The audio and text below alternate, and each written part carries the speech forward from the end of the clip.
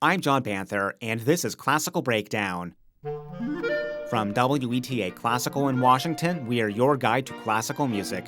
In this episode, I'm joined by Grammy Award-winning composer, violinist, and educator Jessie Montgomery. We talk about some of her enormously popular works like Starburst and Strum, characteristics in her music, her time as composer in residence with the Chicago Symphony Orchestra, how it is to compose in uncertain times, and more. Welcome, and thank you so much for taking the time to talk with me, Jessie Montgomery. I know you are pretty busy these days. Yes, thanks, John. Yeah, I'm glad to have the time. I just finished a big project, so I've been taking a short break before I dive into really busy spring coming up. It's always like that. You have like a couple of days, these are the days I must rest. So it Yeah, sounds like this is one for you. exactly. Let's start by taking a look at one of your early works for strings that has remained pretty popular. That's Starburst. People keep playing it, so I keep airing it on my live concert recording show, Front Row Washington. And it also opens your composer album from I think nearly a decade ago. Tell us about this because I think this is also like one of your earliest published works. That's right. Yeah. So this piece was commissioned, I think, 2013 by the Sphinx organization and debuted by the Sphinx Virtuosi, which is a conductorless chamber orchestra. So it's a string piece. I'm a string player myself, violinist, and I grew up with the wonderful string orchestra repertoire, like the Holberg Suite and all the Mozart Divertimenti, and just all the great string orchestra repertoire. So I was really excited to write for this ensemble and to just, I think, there's a few things about Starburst. It's a great opener, showcasing the strings and all of their colors to sort of emulate this idea of an exploding star, So it's very uplifting and bright, and it's a special piece because it is like my first time really going for all of those really big string textures, like really wide-ranging string textures, which has become part of my palette in my composing since then. I like that you mentioned some of those other pieces like the Holberg or Mozart Divertimenti because the sound and the energy, especially like if you think of the Holberg, it just explodes off of the That's right. stage. And like with a lot of these works, they sound larger than like the sum of their parts would maybe suggest. And yeah, I'm glad it is an actual it's like about an actual starburst or supernova because I learned recently that the atoms and things in our body is made up of supernovas over time. That's how these different elements are made. So I love that. Are you less in your head when you're composing, when you're brand new like that, so to speak? Oh, do you mean like the difference between composing that piece and say composing like within the past 3 months of my life? Yeah, Is that what you yeah, mean? yes. I feel like being when you first start, it's not the beginner luck, but it's like, hey, I hit a hole in one. Yeah, no, definitely. Composing seems to get harder as life goes on. At least for right now, Hmm. I'm in an up. It's been an up slope, Yeah. in both in my career and also in my sort of like attitude and approach to my writing. Hmm. So trying to grow and expand and change. You can get hung up, and I certainly have a lot of new ideas and a lot of things I'm trying to explore. So, Yeah. just navigating that change is definitely, it's a different feeling. I had a bit more abandon, I would say, writing Starburst than I have recently. I kind of skipped over some of the texture aspects of this because there are a ton of different textures that brought out. I love at one point there's like these glissandos that are pretty in the background.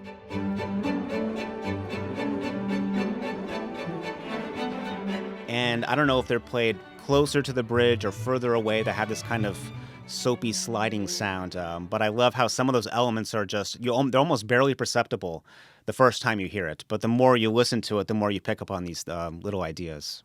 Yeah, exactly. I was, I think, experimenting with the balance of textures and how you balance and fine tune them, how it can create like composite sound effects and stuff. So yeah, that glissando that you're describing, it happens actually in the bass part, about Mm, 2/3 of the way through. I think you're talking about, yeah. and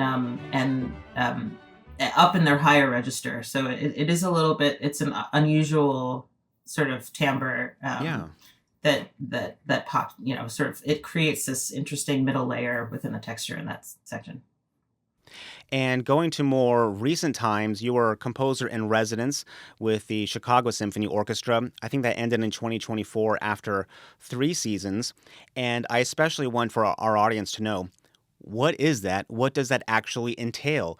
Do you move to Chicago and you're living there eating hot dogs and writing music for 3 years? Or do you stay in New York or wherever and then you just show up and then, do the thing and go home? Do you collaborate? What is that?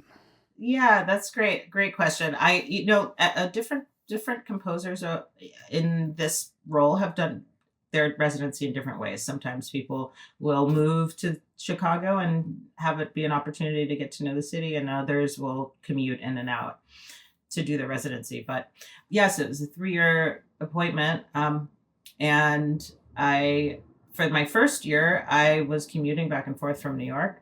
And since 2022, I've become a resident of Chicago. Actually, I fell in love with the city, and it was time for a change. So in 2022, I moved and been really enjoying being here. Get all the benefits of this town. You're a Chicagoite now. Is that it? I'm a Chicagoite, I guess. I don't think they have such hard, fast rules as we have in New York for becoming an official, a quote official citizen. But yeah. I let's say I feel welcomed. We'll say that. So the first year you are commuting in and out, but then you're entrenched there, it sounds like, for the second Yeah. and third season. That's right. And the season sort of, it entails in each season I wrote an orchestral work for the CSO. And then I was also the head of their, currently on hiatus, but their Music Now series, which is their new music series, which brings in emerging and established composers to present new works that they've composed and to premiere other works by other composers. And so it's a curatorial aspect to the position and adds another layer of programming for the CSO. So, and I performed sometimes in those concerts, and so it was a really great platform for adding more chamber music repertoire, new chamber music repertoire. Well, I hope that hiatus ends pretty soon for that program. Of course, that sounds very interesting. Me too. Yes. Fingers crossed. One of the works that you wrote that has been recorded, let me know if there's more, but I think it's just currently Hymn for Everyone. Yes. Yeah, so tell us about what is the process for writing something like this for an orchestra like Chicago that has a unique sound, or it has had a unique sound over history with different conductors. Maybe that plays into something when you're writing for an orchestra, their tradition or anything? Sure. Yeah. In the best case scenario, you're in any collaboration, no matter the size, you're writing to the strengths of the ensemble that you're working with. In this case, it was my first year, so I was going off of recordings, old wonderful recordings, and I hadn't heard the orchestra in the hall much myself. But for Hymn for Everyone, I wanted to play into the very lush sound of the strings, and also take advantage of their wonderful brass section. So there is a sort of long chorale in the brass that unfolds towards the end of that piece. And so I was playing, I think, more towards the lyrical qualities of the ensemble in that piece. And what is the experience like, I guess, when you get to stand on stage with the Chicago Symphony Orchestra and then give that bow? I mean, it's the final result and everything that's been, the process is more important than the result usually, but that has to feel pretty encouraging in some way. It was totally thrilling, I think, a little bit out of body the first time, especially with Riccardo Muti as premiering my work. It was, a lot of really big figures all in one room. And to have that moment to express my music and to be presented on stage, it's thrilling, and it's led to a really, even though I'm not in residence with the orchestra officially anymore, it's led to some, just maintaining nice, relationships with the orchestra and their team and their staff. And I maintain a youth program through CSO now called YCI, the Young Composers Initiative, which invites a handful of high school students to work on new pieces that get performed later in the spring by the Civic Orchestra Fellows. So, which is the Civic Orchestra, of course, is another partner of the CSO. So it's been wonderful to sort of, be now a sort of long-standing part of the community. Well, it's great to hear that it was such a wonderful and out of body experience, especially for our audience, because we've talked about many times over the centuries composers that have left the hall crying almost in the middle of a performance, like because it's going so bad or something. So we like the we like the uplifting ones as well. Okay. I think kind of going along with this is I've read that you've described yourself as more of a traditionalist, and in one interview, you want to say that the composer premieres their work and is an advocate for and catalyst in bringing their music into the world rather than getting chosen by a commissioner and staying in their little ivory tower and making an appearance and taking a bow and then going home.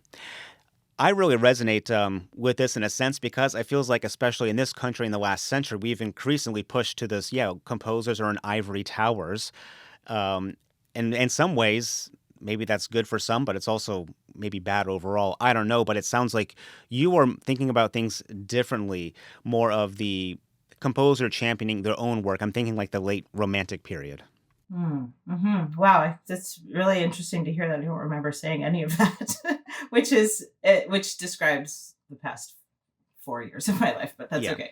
Yes, so it's funny when I hear that. I would say that I'm a traditionalist. It's like you're as an artist, you sort of are different modes and different times. I think that what I was just inferring with that label or that idea is that I really for a long time was sticking with really sort of traditional forms, classical forms, you could say, and also really idiomatic writing for the instruments. So I sort of feel like I learned how to orchestrate in public. I don't know if other composers feel that way, which meant that I would had to rely on a lot of the things that I knew and that I've learned, in my classical training, which I've benefited greatly from in learning and also in connecting with other musicians and audiences who are familiar with classical music, but maybe new to new music.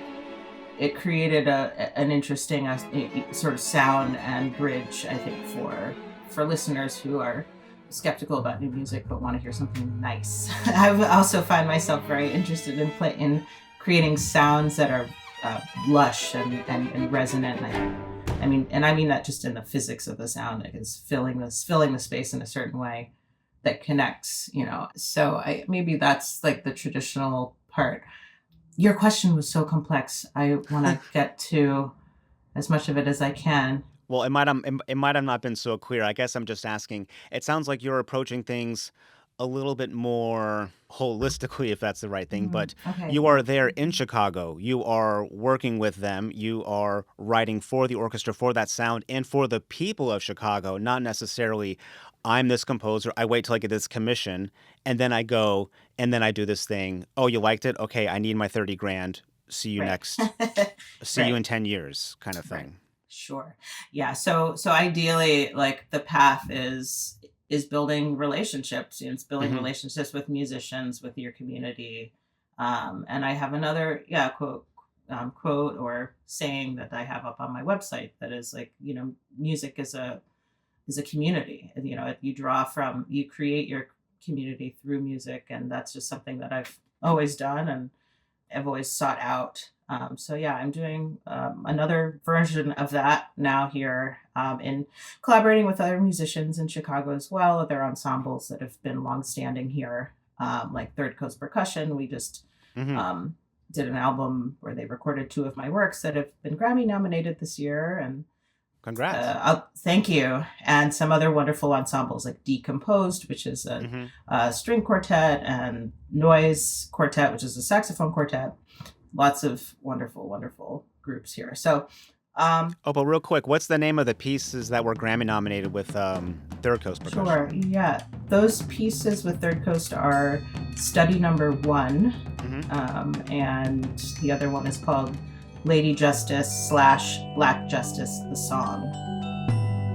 And so over time, I'm moving toward collaboration and sort of creating projects, artist-led projects Yeah. is sort of where I'm trying to go in more of a direction. Although I do still collaborate frequently with orchestras, so Hmm. which is just a longer process, but also with the same goals in mind, to have enough time to really workshop and get into the music together. Let's look at another work of yours that is, I think, quite early as well, called Strum. And this has also been on Front Row Washington from people performing it. This one is so interesting. We've talked about texture and sound, and this is something I want to really kind of highlight because you, in the program notes, which, by the way, thank you for having a website with program notes. I mean, I should stop there, but thank you. Sure. But Yeah. Strum, you write, within Strum, I utilized texture motives, layers of rhythmic or harmonic ostinati that string together to form a bed of sound for melodies to weave in and out.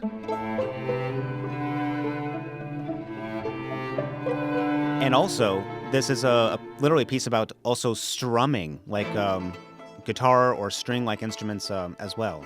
Yeah, this was one of the first pieces that I wrote sort of seriously, where a group commissioned me to write it and paid me, money to present it and do it. So I wanted it to be tidy. It's a really tidy piece. It's like, all the phrases, even though they have mixed meter, it does have a sort of very, very solidly like groove-based feel to it. Yeah. And it's just amazing that piece is performed so often, and I think it's because it exploits, again, some fun string techniques. I think it's fun to play, like because of the pizzicato rhythms and the strumming rhythms, and then the melodic content is like sort of folksy and sing-songy, and I don't know, it has this, again, I think in similar ways to Starburst, that kind of uplifting quality to it. Like my initial thoughts about the piece when I was writing it were really just, how do I make a groove out of this pizzicato rhythm? and I just let the other ideas sort of dance around that. And so it was, in a way, like we were discussing before, a little bit less intellectual, I guess, Mhm. or less serious in terms of like if there were any extra musical goals or anything like that, Mhm. but serious in its composition and in my attempt. Yeah. I saw or read another interview or something you had said before that really made me think more about this piece because you were talking about when you were younger and it was unrelated. Talking about your dad playing like in a jam band. I don't remember what Mhm. instrument maybe you said he played, Yeah, but saxophone. okay, Yeah. saxophone. So, and I remember you saying like you have this memory of your dad, having these jam band sessions or even free Yeah. jazz. Mhm. And I mean, for everyone who plays music, playing doing jam sessions or in a jam band, there is this underlying groove that happens. It doesn't change immediately. It's something that changes slowly over time. And then all these things come in and out of it very naturally. And that just sounded exactly like what I hear with Strum because we have this groove. It's Yeah. very tidy and maybe it's very logical or well thought out, but it still feels very natural in how it comes Yeah. in and out, like you're Mhm. just grooving and jamming, Mhm. and that's why maybe it's really fun to play as well. Mhm. Yeah, and I never thought of Strum as being a representative of that, but you're right. And I've more recently, like, I feel like I'm writing a lot of pieces. I'm writing works now that explore that in another way, especially with large orchestration. Like, what does the swirling melodies around the groove? There's so many, even more exponentially, like more and more possibilities there for how that works. And I started my own band this year, All right. last year, called the Everything Band, and we have another residency in the spring coming up in New York City at the Kaufman Center. And that is essentially bridging the gap between classical and jazz, I would say. It mainly because of the musicians that are made up of within the group, which includes mix of a range of approaches, Hmm. from jazz to classical to noise music, Hmm. and everything in between. So we are experimenting a lot with that type of interplay that you're describing. So it should be, yeah. So it's I find myself sort of as you do, I guess, in life, you sort of keep going back to your roots. I find myself going back Hmm. to that band again, you know. I'm also interested in some of your other early experiences or roots because I think it's in your bio. You talk about, or you say your deeply rooted experience as a classical violinist and child of the radical New York cultural scene of the 1980s and 90s. I'm wondering what are some of those early experiences and how maybe they've shaped you or brought you to where you are now artistically. Right now, I feel like I'm in this place where, I mean, I think with a lot of artists Hmm. right now, where you're asking yourself, like, what does it all mean? Where, like, how do we sort of move through challenging times, Yeah. with the integrity of our artistic voice, and avoiding what's going on is not helpful. But also, how deeply you want to express the current times in your work is also an extremely personal thing. Yeah. I guess where I'm going with this is I grew up with my parents both being their art really reflecting political matters and social issues. And so it was to me, that relationship was always, that was what was demonstrated, that the art speaks to where you are historically in this moment, Yeah. on some way or another, or it speaks to the history that led us here, or Hmm. it makes commentary on, on certain conditions, human conditions. And I think my life and my study in classical music took me away from that direct correlation, Hmm. except for, in a music history class where they'd tell us about Shostakovich and, Yeah. you know, Yeah.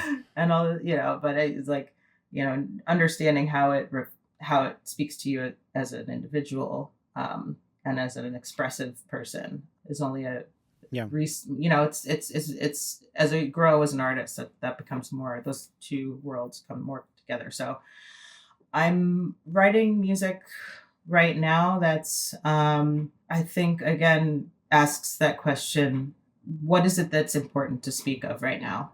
And sometimes, for me right now, I just finished a cello concerto. For me, speaking about loss, personal loss, and also hopefulness in the poetry, in my mom's poetry that I've been recently sort of getting connected to. She wrote beautiful, amazing poetry about liberation, about family history and reflection on where we've been, and just in reflecting, it brings you into the present moment, by nature. So I think, that's how I've been sort of connecting, is like through poetry, through connecting to my mother, and connecting to the sentiments and the aspirations that are in her poetry, Hmm. for just to keep a bright, keep hope keep hope alive, so to speak, right? So I'm it's just coming back to that sense of purpose in the art. Yeah, it definitely sounds like your mother, who, by the way, Robbie McCauley. I'll try to put some links of Yes. poetry. She's also a Yeah. playwright and actress as well. I'll Yes. put that on the show notes page. Great. But it sounds like she was this influence of a person who, yes, even if you think you're not commentating on the what's happening right now, doesn't matter when that's happening, you are commentating. In fact, maybe you're saying more Hmm. than you think you're saying. Yeah. And this was something I also kind of wanted to ask about. That's composing in times of uncertainty. And usually I don't say when I record these, but now we kind of have to because this is Yeah. January 19th, 2026. So that's the uncertainty. I don't know what happens between now and when this episode comes out. No one does. Yeah. That's the point. But we've talked before about this. Aaron Copland was an example of someone who really couldn't write in times of uncertainty. He was talking about if you can focus and write, you good for you, happy for you. Hmm. I can't. Yeah. I'm too frazzled or whatever. And so it sounds like you're still doing the work, although maybe it's slowed down a little bit. I think a lot of things are slowing down for us, but it's still that important work. 100%. Yeah, it is. It is very difficult. Hmm. I have to do a lot of psychological tricks to stay on deadline. I think we live in a little bit of a different world than Aaron Copeland in terms of like how Yes. commissions work and deadlines Yes. work and Hmm. what the demands are. So it feels like I sometimes don't choose to, I can't choose not to. But granted, there have been some cases where I've had to drop the ball because it's just not possible. But and it's a balance. But like actually, yeah, pushing through writing during this time has not been easy. And yeah, it's definitely slowed things down. I mean, you say it's a balance, but it's a complete and total unbalance of Yeah, the balance of the scale is broken. So, and all of us have had to do, I mean, just extraordinary things, um, and not miss deadlines over the last yeah. 5 years, 6 years It's now. incredible that people Yeah. have maintained on task. Yeah, Hmm. it's yeah. So we'll see. A group I also wanted to talk about that you are a part of is the Blacknificent Seven, which, of course, great name, by the way, Thank because you. this is like from the old Magnificent Seven movie, That's right? right. Yeah, sort of. Yeah. Yeah, I was hoping when I Googled Blacknificent Seven, I would see a movie poster with all of you, or Coming something. soon. Yeah. Okay. But this is interesting because, on one hand, composer groups are nothing new. You go back a century and a half, the Sis, the Mighty Five, Les Apache.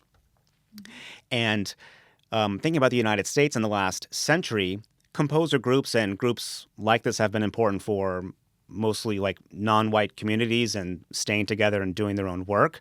Totally. But now it does feel like this is coming back, and this, you're doing this also in a public way, I think, Blacknificent Hmm. Seven. So Hmm. tell us a little bit about this. How did this form, and what is the importance of having something like this? Because back then they were groups to push back against, the old guard, so to speak. Hmm. Right. Exactly. Yeah. So we formed during the pandemic. A colleague of ours, a wonderful singer named Karen Slack. She began a awesome podcast during the pandemic called Kiki Convos. She invited, she knew all of us individually for different things, but I didn't actually know anyone in this group until after this Zoom call. I knew of them, of their names and their Hmm. work, but we'd never met. So we had this Zoom call that included also Terrence Blanchard, Okay. couple of other composers as well. And we were all chatting, and at the end, we were having such a good time. We all stayed on and just kept talking for like an hour or so afterwards, and we, exchanged numbers. And because it was the pandemic, everyone was just like really wanting to connect, and we kept texting. We kept this check chain going and just telling about all the things that were going on, and just it became a sort of support group initially for all of the issue, all of the craziness that was going on during that time, and then everyone's, individuals, each of us have very unique careers from each other, and actually watching how that time in around 2020 when people were starting to give more platform for Black composers, we saw an opportunity to sort of collectively, use our forces, so to speak, and, use our Blacknificence Hmm. to create some more connections and more opportunities. So within that, Karen, she commissioned us for this wonderful project that's now gone. It's making its way around the United States called African Queens. Hmm. She's performed. She just did the orchestral premiere in Naples, Florida, a couple of weeks ago only, which is it's a song cycle based on African queens, where we each picked a different subject and created this song cycle. So that's touring throughout the United States this year. If you follow Karen's site, you can find out when is next.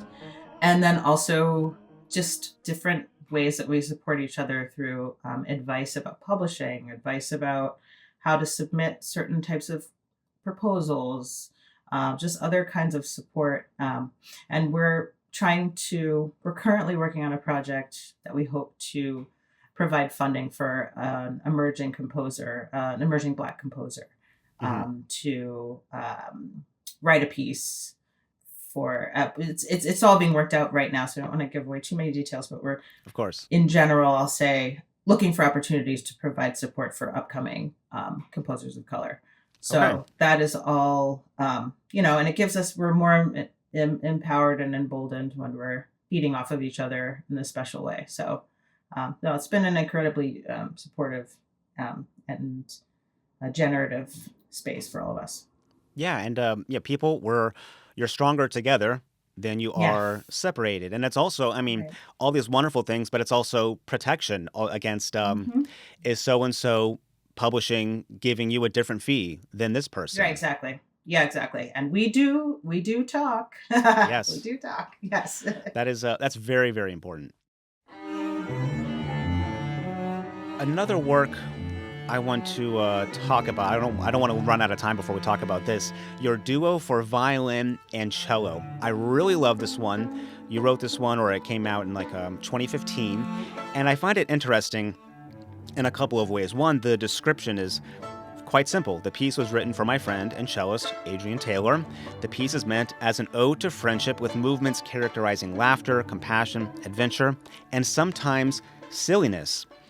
And when you listen to this, one, talking about a sense of space, which you talked about earlier, or maybe presence, which I think is something your mother was also, strong with. There's such a presence and huge sound from two players. Again, they sound bigger than the sum of their parts here. But is this a duo? Because it sounds like to me it's like a duo in name only. It's not so much a conversation, it's like friends that finish each other's sentences type of thing. Like I Yeah. kind of half expected, oh, this conversation, this kind of whatever dialectic or whatever. But it sounds like it's a little bit different. Yeah, no, it's a pretty boisterous piece, I would say. And yeah, it is. It's like I think I did have that in mind. I always had, again, back to this word resonance. I always have this idea that and especially actually in duos. I have another duo for violins that I always imagine. I do imagine a larger ensemble when I'm writing. So there's lots of barilage, there's lots of string crossings and like double stops and things that sort of create the maximum resonance of the instrument. And then yeah, and as you described, the interplay between the parts is very like on top of each other. They're very much they're immediate, very immediate response, like statement and responses within the music that keep it really kind of buoyant, I think. But then the second movement is a dirge. And I was listening to this and I had to think, wait a second, I had to Google what is dirge? Am I missing something? But it's like it is something to lament. I mean, funeral is often what you think of. And I think here with friends, Mhm.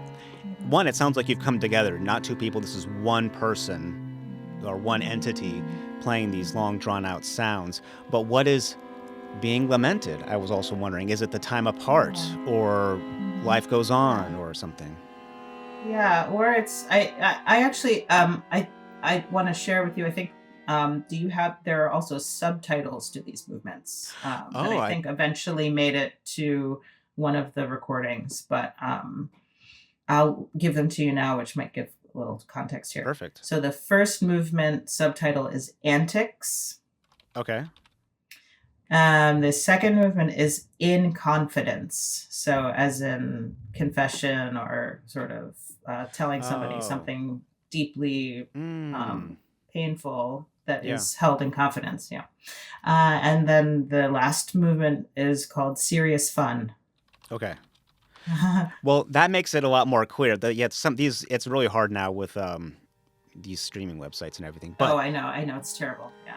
that clears up a lot. In confidence, that I can totally hear what you're saying there with especially with the resonance between the two instruments that are quite different, but Mhm, the way you write idiomatically, I guess that's how it kind of comes mhm, together. mhm, mhm. Yeah.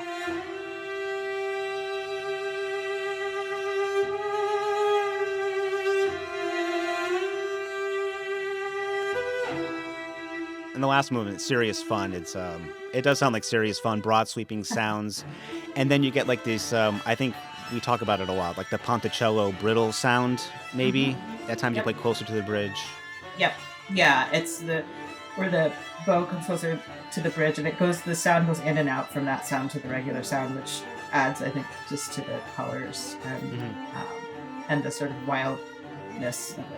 And then there's a section where the two instruments are sort of chasing each other. Again, the silliness, perhaps.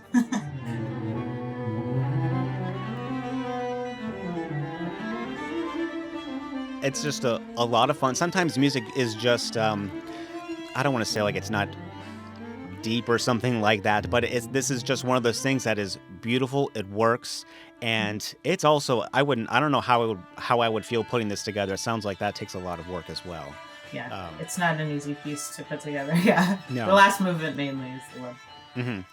And another work I would mention for people to listen to that we didn't get into now, but is the piece Rounds. I think that's a more recent one for piano and quartet or quintet. Piano and string orchestra, but string it orchestra. does work for quintet as well. Oh, okay. Because this one I love this one. Is there a Stravinsky influence or? Not exactly. Mhm. No, it was more of a Bach influence, if anything. Okay. Awadagin Pratt, who I wrote the piece for, is a Mhm. really awesome Bach interpreter. And the idea with this piece was that he was potentially going to program it with the Bach A minor, and he does the Bach A minor. He conducted himself and plays. It's a piece. It's in a traditional rondo form. Mhm. So in that way, again, with my traditionalness, except for then the cadenza in the middle, I think this piece sort of it gives you a really sort of plain view of my influences in a way. Because then the cadenza in the middle, which breaks the form of the very sort of predictable form of the rondo, is the cadenza, which is totally improvised. Mhm. Which means that there's this other now layer within the piece that takes it completely to another realm, and so that was really fun to collaborate with the Awadagin on that, and how to pace that cadenza out with the really sort of the formal structure of the rest of the piece. Okay. I'm glad you mentioned pace because that's something we talk about that's so important with Mhm. composers and conducting is pacing and understanding the material and how it fits together and everything. Yeah, totally. And I love that the Bach influence. I'm gonna have to listen to it again now and think about that. With some of the voicings, I was thinking of a Stravinsky-esque Firebird moment. That's true. Mhm. Yeah, and I will share that there is a section in this piece that I sort of co-opted from another piece I wrote back when I was studying film scoring Okay. at NYU, and we were working on these surrealist films, like these old archival surrealist films, early where they were doing the first special effects, and so it was this weird movie that I was writing to that had these those chords that you're describing that are maybe Stravinsky-esque. It's a chord progression that I ripped from an old piece of mine. Well, I mean, how more traditional can you get? You're taking music that you already wrote and you're repurposing it for Yeah. something better or Exactly. whatever. Yeah. Yeah, putting it in a new space. Yeah. Well, this has been a lot of fun, Jesse. We've talked about some of your early works, working with an orchestra, going to your roots. How do you stay true to what you're doing in some pretty uncertain times? And I just love all this music that we've been able to sample from. Do you have any upcoming projects or anything you want that you want our audience to know about? Yes, this spring it's the premiere of my cello concerto that I just wrote for Abel Solokoi, who is a wonderful cellist, vocalist, composer himself. He's from South Africa originally, now lives in the UK, and he will be first touring this piece, which I just titled it last week. It's called These Righteous Paths, and it's a cello concerto for cello and orchestra, and he will play it in Europe first, and then in the summer he'll come to play it in New York at the Lincoln Center Summer Festival. So keep an eye out for that. I'm excited to put that piece out into the world. Well, that sounds very exciting, and thank you so much, Jesse, for taking this time to tell us all about your music and what you're up to. Okay, thank you, John. Thanks for the spot. This is great. Thanks. Thanks for listening to Classical Breakdown, your guide to classical music. For more information on this episode, visit the show notes page at classicalbreakdown.org.